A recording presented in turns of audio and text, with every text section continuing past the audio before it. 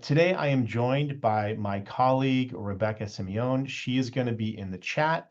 So if you have any questions or you have any technical issues, feel free to go ahead and post that in the chat for today. So let's go ahead and begin.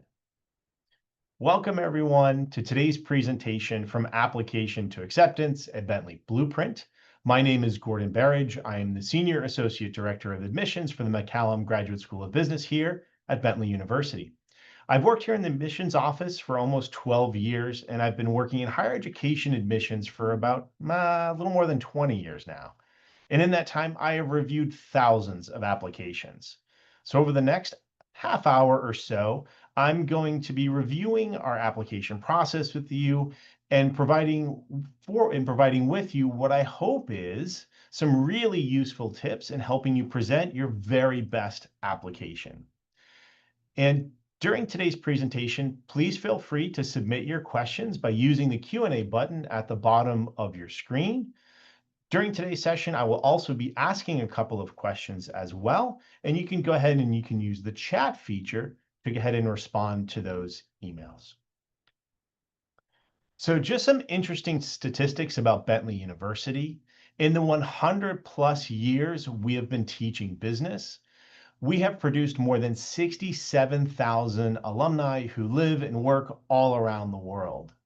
And then here in 2025, we have been recognized as the 11th best college in the US by the Wall Street Journal, the #1 most innovative school in the Northeast by the US News and World Reports, and the Financial Times just recognized, again, our Master's in Finance program as the #1 in the US.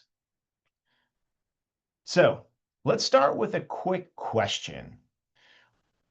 When you think about grad school application, what do you think matters the most to the reviewers? Again, you can use the chat feature to respond.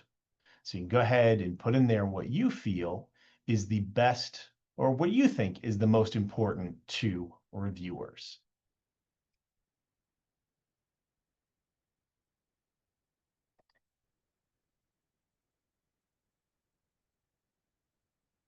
Okay, you can go ahead and put that in there.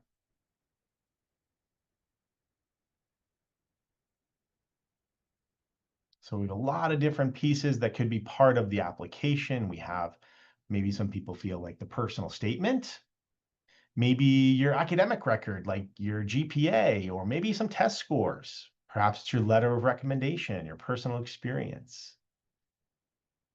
So whatever you feel like it might be some of the most important sections, you can go ahead and put that in there, or you can go ahead and use the Q&A button as well at the bottom of your screen. So I think, I see a couple of things popping up there. I see some stuff, some people putting a personal statement, GPA, always very important. GMAT score, GRE score, test scores. Yeah, we'll talk a little bit about those. So with that being said, thank you all so much. Let's go ahead and go to some key talking points for today's session. Key talking points. I just want everyone to keep in mind that there is no silver bullet in the application. Each element gives us a piece of your story. The admissions process is a holistic process where every component helps us understand your potential for success here at Bentley University. This session here is to help hopefully demystify the process and give you some strategies to strengthen what you can control. So today I'm going to go over with you some clear understanding of what we're really looking for. I hope to provide you some tips for making each selection of your application a little bit stronger, and maybe even a little insight on how we review and make those decisions.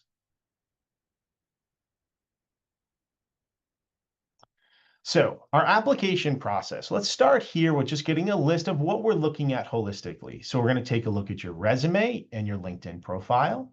We're going to take a look at one letter of recommendation. You're going to have one essay to choose from. There may be a couple of different essay prompts that you can choose from. You'll also have the option to submit an additional personal statement.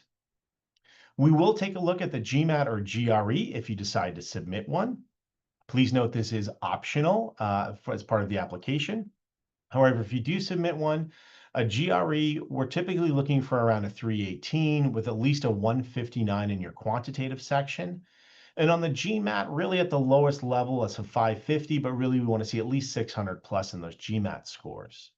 For those of you who might have received your degree outside of the United States in a foreign language, you will need to provide an English language test. For that, we do accept the IELTS with a score of 7 or better, the TOEFL at 100 or better, a Duolingo score at 130 or better, and then we do also accept the Pearson test at 61 or better. We're also going to take a look at your transcripts. There will be an interview is required for some of our programs. And then in addition, there's also currently an application fee of $133. Now I'm going to dive into each one of these sections here to kind of give you a little bit more on what could be some tips for what we hope is going to be a really great application from you. So let's get started with the essay. So the difference between the essay and a statement of purpose. So the essay is structured questions designed to help the committee really get a better understanding of your program alignment, your academic goals. It also shows us if you've had done any research on Bentley University. Do you have a connection with our community? Where a statement of purpose gives you more freedom to discuss why you are looking to pursue your master's. Here, you should showcase your passion for your chosen field and how specifically Bentley University can help you get to your professional goal. You can also use this as an option to tell a personal story that helped you come to this decision. For example, I remember one applicant's essay who was an engineer. After many years of success and several promotions, they found themselves in an executive leadership role. In their new role, they were being asked to get more involved in areas where they've had have had very little exposure as an engineer, like finance, accounting, and budget decisions. For them, this was really this new role and these new responsibility was their driving motivating factor for them wanting to pursue and apply for an MBA. So these are just this is just a typical story that you may want to be looking at, or these are the types of stories that we may be looking for when reviewing your essay and your statement of purpose, something very specific that connects to why you're looking for a MBA or one of our other master's degree. So real briefly, we get this question very recently a lot about AI. Please do note that please do note the Bentley University policy on AI. You should not be using AI to help you write your essay or your statement of purpose. So finally is my tip for writing your essay. So more specifically, after you've completed writing your essay, you've gone through it, you've done the spell check, you've reviewed it all. My tip for you is I want you to give your essay to somebody that you trust really well, somebody who you feel like can really give you some good feedback. But here's my little tip. Give them the essay, but do not give them the question that you're trying to answer. After they've gone through your essay, they've read through it, what I want you to do is I want you to go to that person. I want you to ask them, what question am I trying to answer? If they can, within close relation to the question, give you what that question is, then you know you've done a good job. If they come back and it's nowhere near to the question that you're trying to answer, then you know that you need to go back and re-review that. So this is really a great way to make sure that you are addressing the answer that you're trying to get to with the essay that you choose to submit as part of your application. So the resume or the LinkedIn, as part of your application, we are going to ask for your resume and your LinkedIn profile. So for those of you who might not be too familiar with LinkedIn, it is a very important platform for professional networking, career advancement, and business development, especially in the US. It really serves as a main market for job seekers and recruiters. So most recruiters here in the US use this when searching for prospective candidates. Our career development office here at Bentley utilizes this tool a lot in helping our current students. They understand the importance of having a strong LinkedIn profile and how it can help improve your ability to find employment after graduation. So when you're working on your application, please ensure your LinkedIn profile is current and aligns with your resume. You want to make sure that what you have listed on your LinkedIn profile is the same on your resume and vice versa, because we are going to look at both of those. So for those recent graduates without a lot of professional work experience, you should include things like volunteer work, academic achievement, projects, internships, etc. Especially if any of your academic achievements or projects align with your chosen field of interest. So for example, if you're applying to our master's in finance, you should be listing projects you worked on that are related to maybe finance or classes you took where you did well in that area. For most of our master's programs, you should also be looking to highlight any quantitative experiences that you have had. This could include courses like calculus, finance, accounting, or some statistics courses. Now, let's discuss a little bit of those options for those with professional experience. For those who have been working for several years, you should be able to outline your specific role and responsibilities. Discuss projects you have led and teams you have managed. You want to make sure that you're showing promotions or an increase in responsibilities. Please be specific and as detailed as possible. You may also want to highlight those experiences that you have had that directly, again, relate to the degree you are looking to pursue. So, for example, if you're pursuing an MBA, highlight specific experiences where you had managed some direct reports. Maybe you led a team or a project, and then you can discuss what those results were. This can be really helpful in understanding your experiences that you may be bringing into the program, both professionally and academically. So our letters of recommendation. When you're thinking about your recommendations, you should start by creating a strong list of about 4 recommenders. 2 are going to be your main recommenders, and then you're going to have 2 backups. The backups are in case something happens with your main recommenders and you need to quickly pivot to a new one. This could be, for example, if you're reaching out to a professor, maybe they're in the middle of finals and they're in the middle of a big project and they can't help you, or maybe you're reaching out to a manager or a former boss and maybe they're on vacation and they can't get back to you. So having these additional backup recommenders can help you pivot into getting a new one if you need one. So please note, Bentley only requires 1 recommendation, but you do have the option to put in 2. So let's talk a little bit about some things to consider for our experienced professionals. So if you are an experienced professional, you want to consider maybe a recent manager or supervisor who can speak to your leadership, collaboration, or industry skills. Also, maybe consider a project lead or a mentor who has specifically observed your growth or impact in your current role. You could potentially also use an academic reference if it's recent or you still have good connection with them. And here they can reflect on your analytical or your communication abilities.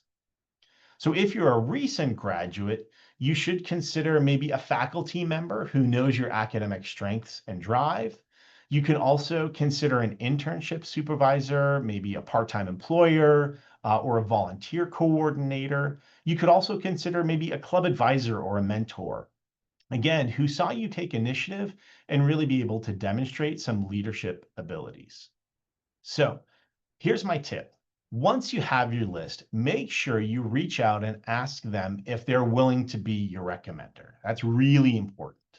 So once they agree, you'll need to follow up with a detailed email to each of them. This email should include the name of the program you're applying to, why you're applying to the program, and when you plan on starting. If you're reaching out to a manager or a supervisor or a coworker, you should also include the following information: when you started at your organization, any promotions or additional responsibilities that you have grown with or earned. If you're reaching out to a faculty member, you should also include in the email when you graduated, the semester and specific classes you took with them, and the grades you received. But regardless of who you pick, give them time to write you a thoughtful and well-written recommendation. And by doing these things, by giving them time, by sending them this email with all of this information, it's going to help them get your recommendation back to you in a quicker response time. Hopefully get them focused and ready for providing you with a good recommendation as well. So here's my tip. Pick someone that can really speak to your abilities to be successful in a master's program. You really don't want to pick someone based on their title or who you think might impress the committee. When we're reviewing your application, it is more important that we hear about you and your abilities from someone who knows you than it is to get a basic recommendation from your president or CEO. I've seen this time and time again in my review of applications. And again, for us as a committee, we're trying to get to know you. You're trying to get to know, who you are, where you're coming from, your responsibilities. And only people that work directly with you on a consistent basis are really going to be able to speak to those things. So again, as much as I'm sure your president or CEO might be willing to help out, if you feel like they can't give you a really detailed and descriptive recommendation, maybe work with your direct manager or a colleague that can do that for you. All right, question time. So what are some ways you can prepare to stand out in an interview? We get a lot of questions about this. We get a lot of things with the interview. So perhaps you can talk a little bit about maybe what are some things you feel like are ways that you can prepare to stand out in an interview? Are these things perhaps the way you dress? Maybe it's how you present yourself. There's a lot of different things that people think are really important to an interview. But to us, there's really a couple of things. So let's dive into that right now. So the purpose of the interview is the interview can really be an important part of your application. It is required for the full-time MBA, the full-time STEM MBA, and our Master's in Human Factors and Information Design. For our other programs, in some cases, the administration committee may request an interview, clarify details in your application or academic history, better understand your career goals or motivation for graduate study. We may want to explore your fit with the program at Bentley's learning environment. So as an applicant, you can also request an interview as part of your application, regardless of your program of choice. If you feel that an interview would strengthen your application or allow you to provide important context not captured elsewhere, you may request one, although it's not always guaranteed or always necessary. But again, we can talk with you a little bit about that if you do feel like it is an important part of something that you want to address in your application. So let's talk a little bit about those tips. So for a successful interview, you should be prompt and prepared for any technical issues. Be aware that our interviews typically run between about 30 and 45 minutes. And most of our interviews are virtual. So you want to make sure you're in a setting that will allow you to not be distracted, choose an appropriate and simple background. If you are, however, local to the Bentley campus and would like to do your interview in person, like I said, you can request this. But whether you're in person or virtual, dress for an interview. You should also have 2 to 3 questions prepared to ask your interviewer as part of the interview process. Now, here's my tip. As we always appreciate our applicants being prepared for interviews, it is important that you don't read your answers. Instead of having an answer written out, prepare some bullet points or keywords that can help you recall certain stories or situations from your past experiences. These stories can be maybe about leadership experiences you've had, obstacles you have overcome, maybe a current situation you're looking to address by earning a master's degree. Also, think about what you can bring to the program. What is unique about your experiences that will make you stand out in the classroom? By preparing in this way, it will allow your authentic self to come through and it'll really allow for a more dynamic and conversational interview. And that's really what we're looking for. So let's pop over to our transcripts. So as part of your application, you can submit unofficial transcripts from any US-based school. If you attended a university outside the US, you will need to provide, as part of your application, an official evaluation by a NACES member. The most popular being World Education Systems, or WES.org. Please note that this cannot be waived, so give yourself some time to collect these documents. If you have attended multiple schools, and I know for some people here in the US, maybe you attended multiple institutions at your undergraduate level, you will need to provide transcripts from each school that you attended. And this is going to be really important. Please do note, as I mentioned, you can submit unofficial transcripts, but if you are admitted to the university prior to you beginning the program, you will need to provide us with official documentation. And that leads me to my next tip. So as I mentioned, you will need to provide that official transcript to Bentley University from your previous institutions. Now, I do recommend doing this electronically. Most universities have this capability to provide official transcripts digitally. If you do have a physical copy sent to you, do not open them. I'll say that again. Do not open them. They must remain in a sealed university envelope when you provide them to our office. Once you open them, they're no longer considered official. So again, if you're going to provide us with a physical copy, they must remain in a sealed envelope and brought directly to the institution. Again, I do recommend that you do use that electronic version, that digital version, which a lot of universities do use. If you are an international student providing an evaluation by a NACES member, that NACES member, like Wes, will provide us with those official documents as well. So you will not need to do that as you're going to go through that evaluation process. Okay, so let's talk about some of the next steps. So hopefully, going through this application, you've had a little bit better understanding and feel a little bit more prepared for your application process. Please do note we are still taking applications for fall 2025. We are accepting applications for fall 2025 from US applicants and SEVIS transfer students on a case-by-case basis over the next 2 to 3 weeks.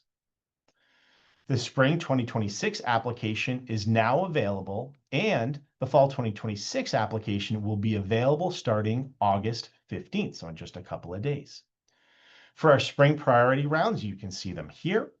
For our fall 2026 priority rounds, you can see them here as well on these dates. These dates are also listed on our website, so when you go there, you can see these application deadlines.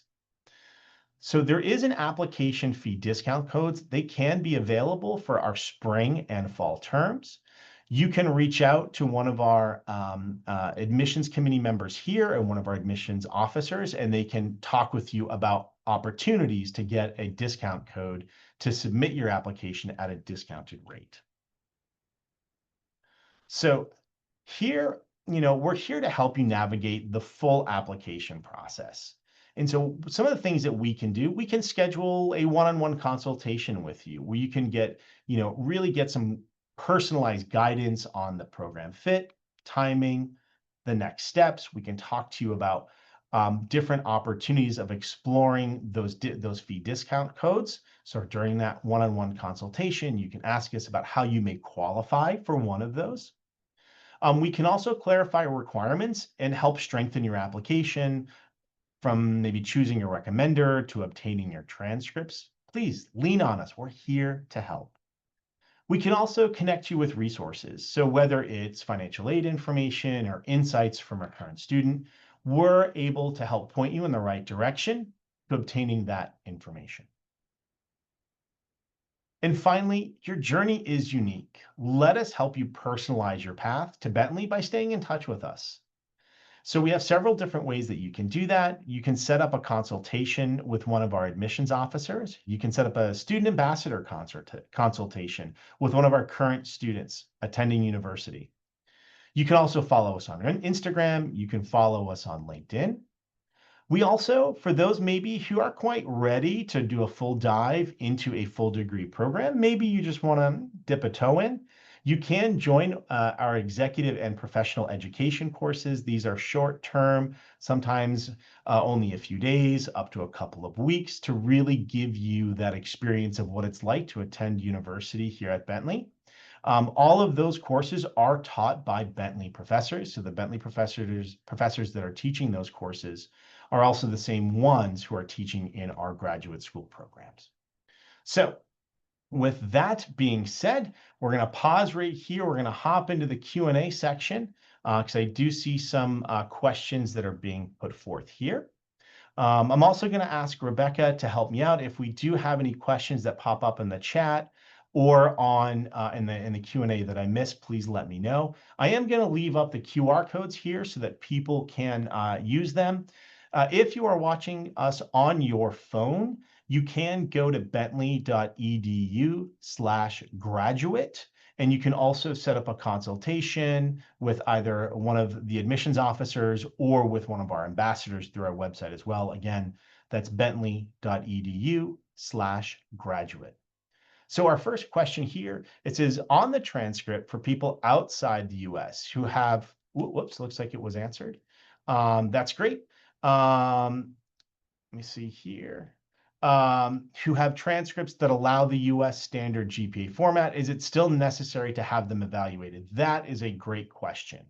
So yes, if you attended a university outside the US and they were in our standard format, you still do need to have them evaluated because sometimes they do have those weights a little bit different. And so it's really important. Those evaluators who review those transcripts, they're not only looking at just the course descriptions, they're looking at the weights, because sometimes for some countries, a B may be equivalent to a different grade level here in the US, even though it still might be on that 4.0 standard. And we just want to make sure that when we are reviewing your application, that we are looking at it holistically and comparing your transcripts, your grades, to what they would be here in the US, because we do review multiple applications at a time. So we do really want to make sure that when we're building and designing the cohort, the different groups that are coming in, that we are really comparing you to others in an equivalent manner. So the answer is yes, even if you did attend a university outside the US that was on a 4.0 scale, you will need to have those evaluated as well.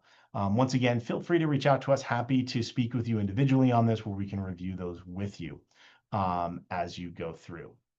Let's see here, another question. Great question. So the other question is about our scholarship or our merit-based scholarships.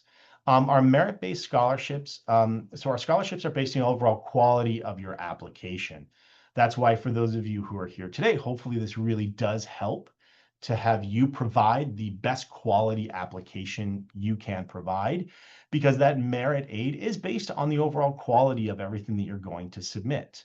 And so based on that, we're going to review your entire application holistically so that you can be considered for one of our merit-based scholarships. And if you have any questions on that, about what that covers. So the merit-based scholarship only covers your tuition for each class. So again, if you do get a merit-based scholarship, it will only go towards your tuition. It does not go towards housing, other fees. It does not go towards food or anything like that. The merit-based scholarship at Bentley only goes towards your tuition. So the outside costs, again, housing, food, fees, anything like that, that will have to be provided by yourself or other loans that you can get as well. Great question. So we have a question here about our fellowship application and if our fellowship application is different from the master's application. The answer is yes. They are two separate applications. If you are interested in our master's and our fellowship application for our master's in finance, that is a separate application. You can go onto our website, again, bentley.edu/graduate, and you can go over to the application side of it, and you can look at the master's in accounting fellowship, and you can apply for the application there. But please do note it is separate from the application for the master's in accounting as you go through that program. So that will be two different ones.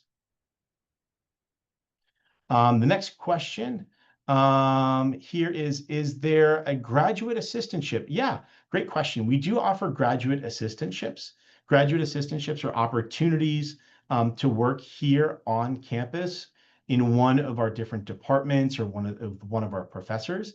Please note that a graduate assistantship is only offered in the fall, and so that's when we offer most of our graduate assistantships. Unlike the fellowship, there is not an additional application process to be considered for a graduate assistantship. On our standard application, it's going to ask you the question, do you want to be considered for a graduate assistantship? You just have to simply say yes. And then if you are admitted into the program, we will then go back and re-review you for a graduate assistantship opportunity. Again, please do note those are only offered in the fall and for full-time candidates.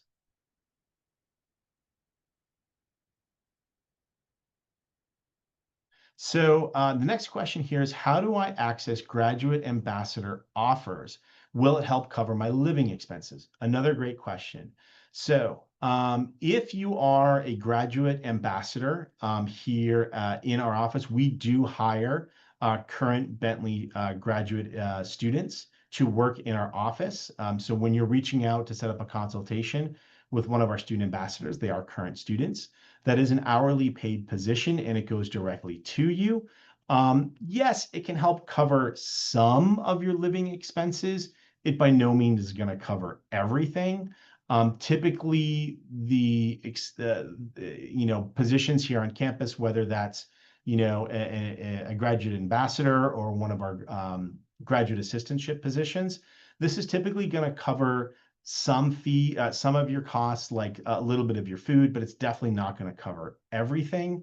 For international students who are coming here or domestic students who are looking to have this, you will need to have additional funds to help cover the remaining costs of the fees of your housing and any additional costs that you may incur as a student here at Bentley.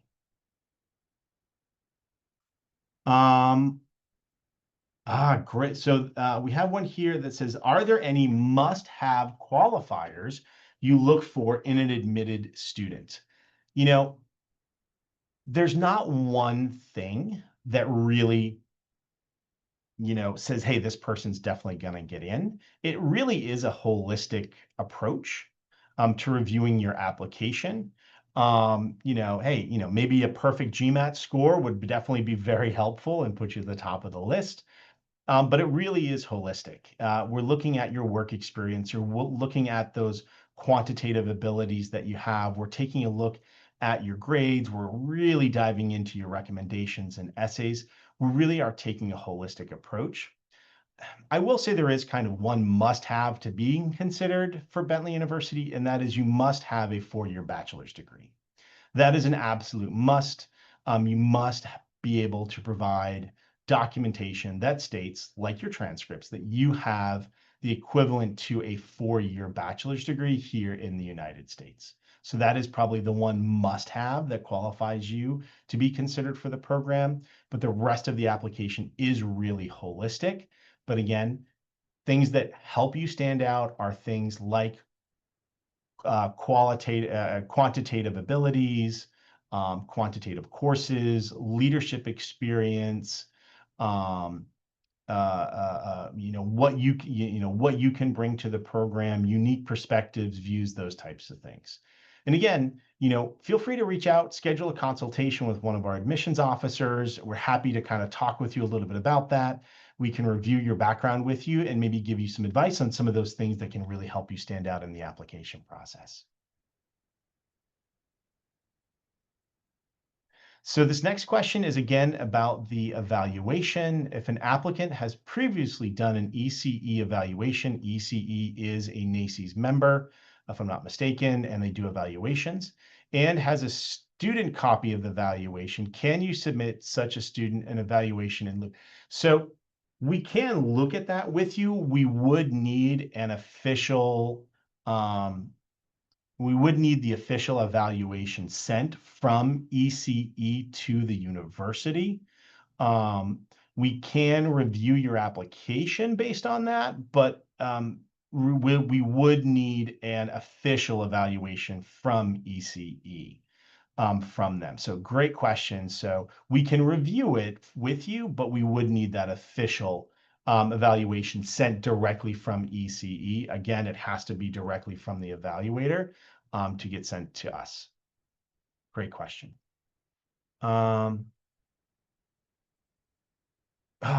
So we have a question here about how can applicants balance being authentic while still being strategic and telling their story?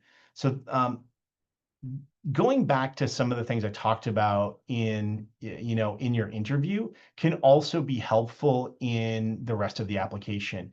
And that is really writing down some of your stories or writing down some bullet points of things that you really feel are important to your story. And by writing those key words, those key phrases, those key experiences down, it can help you integrate them into your application, whether that is through the interview, through your essay or statement of purpose, or maybe through your resume as well, where you're still providing those authentic experiences, but you're sprinkling them throughout your application, and making sure that you're being strategic in telling your story. So for example, maybe in your resume, you really want to highlight specific courses that relate to your degree. Or maybe you're looking at your resume and there are certain experiences that you have because you're applying for our master's in business analytics that maybe you wouldn't typically put in your resume or in your profile, but that these experiences would work directly with or towards your degree in business analytics. This can be really helpful. And so you can highlight that on your resume because it directly impacts or relates to our Master's in Business Analytics program.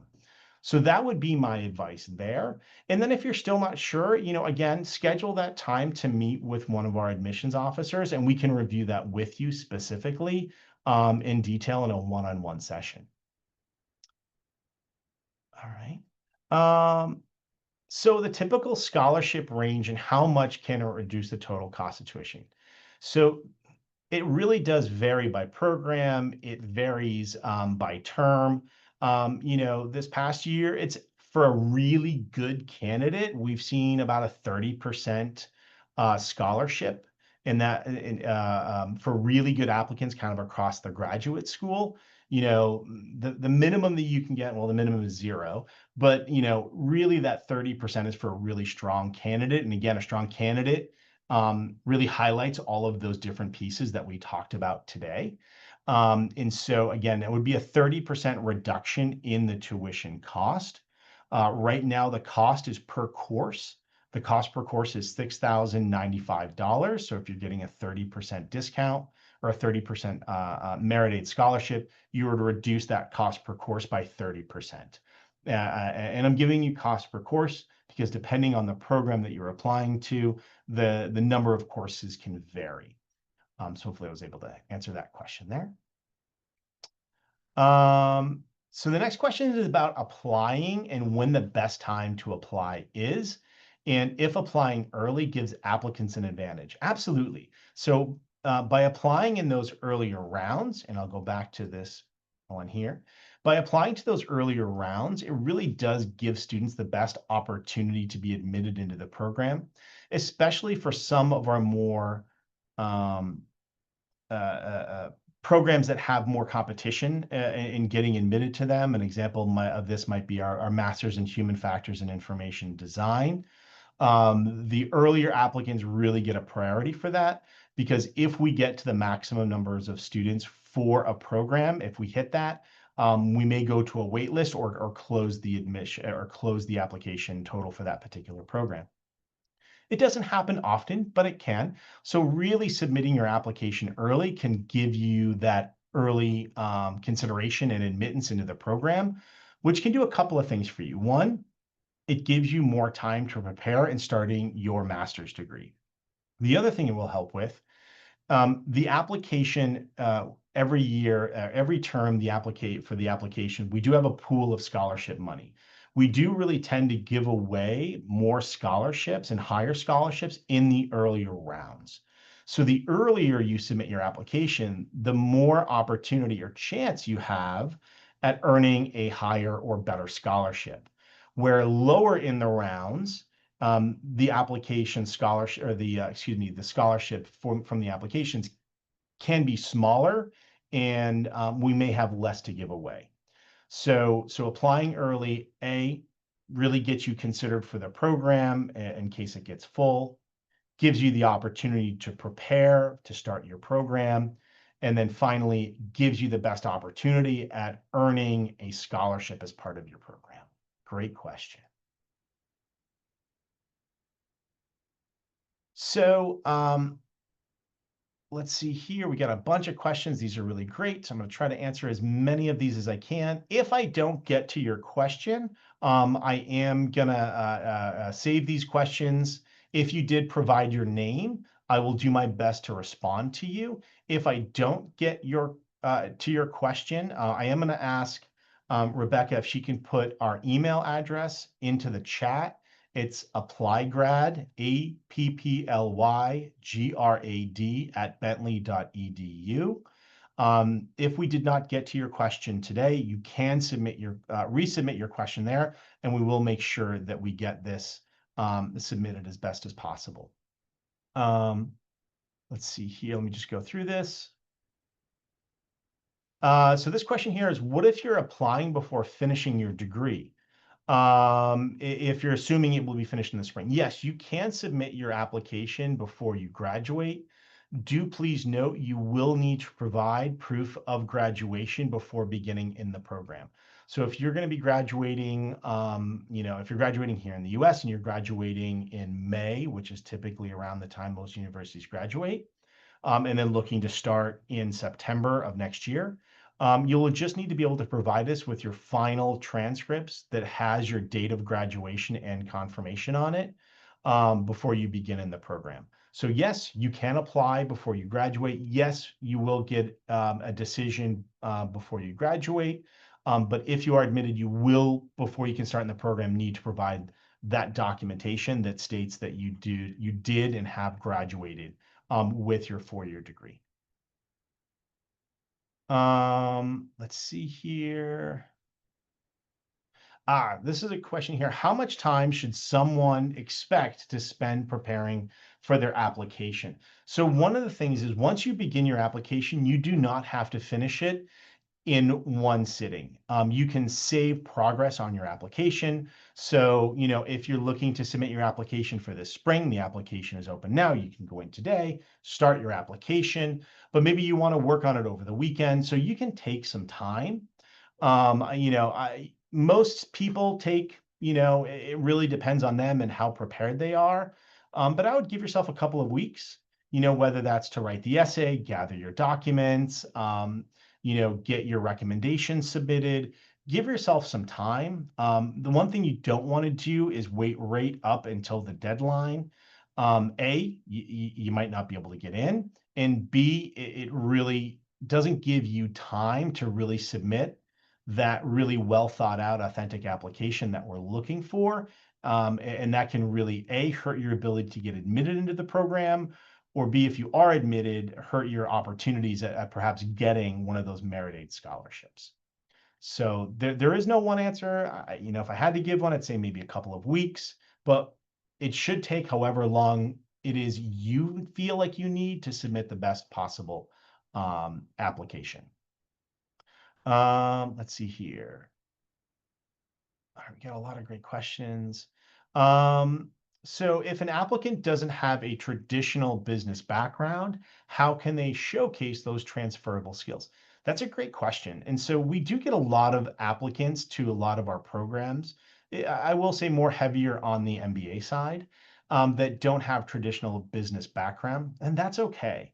At the end of the day, irregardless of which program you're applying for, if you feel like you don't have that traditional business background or traditional business education, that's where going back and taking a look at utilizing the essays and your resume to really highlight those skills that you feel like you can bring to the program. So for example, the engineer I talked about earlier, things that they highlighted in their application were leaderships and projects. They highlighted their ability to manage staff. This particular person had, I believe that they had 2 or 3 people reporting to them. So they talked a little bit about that and their experience in managing and promoting them. Um, they talked a little bit about their project planning. They talked a little bit about, leading in different experiences. So think back to those types of experiences that you had. You don't need to have worked for a finance company. You don't need to have worked for, KPMG or Ernst and Young to be considered, but just think back to how your experiences relate to your needs for getting the degree. And that's where you can utilize that experience if you don't have a traditional business background, and how you can showcase those transferable skills. And again, if you're not quite sure, again, I've said it a couple times, I'm going to say it a few more, reach back out to us, schedule that consultation. And again, we can review that with you as well. So let's see here. Let's see here, going through a lot of great questions. If someone requests a waiver for their English proficiency test, could it affect their chance of receiving a scholarship? Great question. The answer is no. It will not affect your scholarship. If we waive something as part of your application for one reason or another, for this example, the English proficiency test, it's not going to be held against you. If we waive it, we waive it. We just, look at the rest of your application and considering for admittance into the program.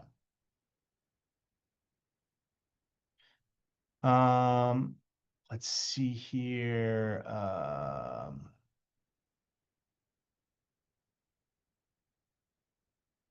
So the next question here is, if it's a fall entry, can we get a head start with summer courses? That really depends. If you submit your application in that early decision and you get admitted earlier, if you're interested in taking some summer classes, I would reach out to us. It really depends on a lot of factors. Not saying yes, not saying no.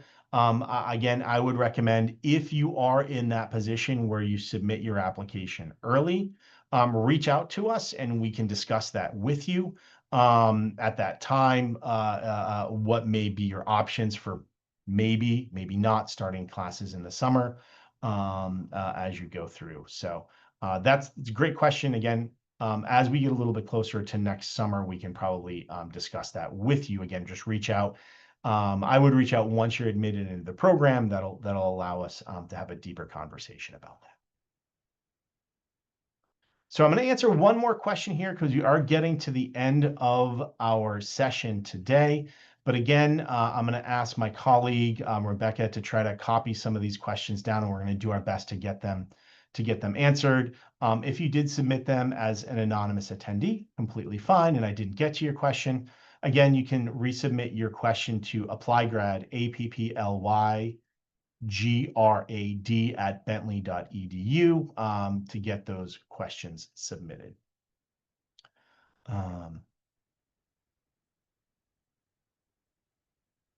Let's see here. So we have a question here about if someone applies for a GMAT waiver, are there chances of getting it hampered? I'm not sure what hampered means, but maybe are there chances of them not getting admitted or whatnot? So, as far as the GMAT waiver, you do not have to apply for it. You just simply on your own decide whether or not you need to submit it. If you decide to submit it without a GMAT score, again, that's fine. Please do note that we do have the option to request one if we find that there are certain deficiencies in your application. We may want to see a GMAT score. But again, if you decide to submit your application without a GMAT, that's up to you. And again, if we find that in the review process that, a GMAT score may help you, we will reach out to you and let you know. If you submit that GMAT score and you do not get admitted, it just means that even with a GMAT score, more than likely you would not have been admitted as part of the program. So it won't necessarily hurt you for submitting an application without a GMAT score, because if we do feel like we need one, we will reach out to you and talk with you about that directly. But again, you do not have to apply for it. You do not have to ask our permission. You can go ahead and submit your application without that GMAT required. But again, if you're unsure, you can always reach out to us. We can talk with you about your grades, have that discussion with you, and even before you submit your application, and we can have that discussion with you as well. Again, I said this earlier, your journey is unique to you. Let us help you personalize it. Reach out to us, talk with us. Me and my team, we love talking with our prospective candidates to help out. So please reach out to us. Let us assist you. Again, if I did not get to your question, I truly apologize. I will work to get those answers to you as soon as we can. Thank you all for your time. Thank you for your questions. Really excited to see everyone's application that I know is going to be really strong after seeing today's session. Thank you all so much. Enjoy the rest of your morning, your afternoon, or your evening, wherever you are in the world. Thank you.